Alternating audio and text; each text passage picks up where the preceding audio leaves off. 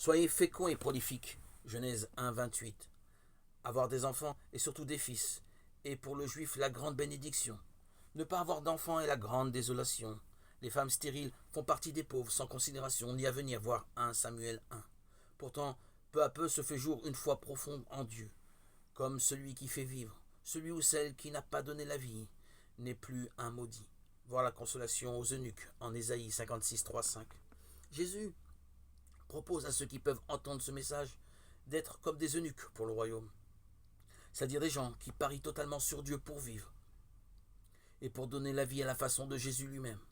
L'Évangile annonce une vraie fécondité spirituelle, voir Matthieu 19, 11, 12 et Marc 10, 29, 30.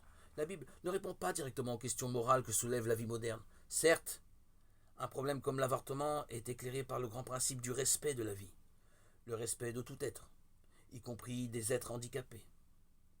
Pour les croyants, c'est à la lumière de la parole de Dieu que doit se jouer le progrès moral.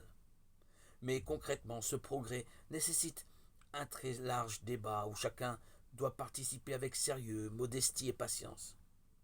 Cela est demandé à tout groupe humain. Mais cela est exigé encore plus des chrétiens car il s'agit d'être à l'écoute de l'Esprit Saint et aucun croyant n'en a le monopole. Il faut donc, entre chacun de nous, établir un échange constant où chacun, selon sa grâce propre, participe hardiment et humblement.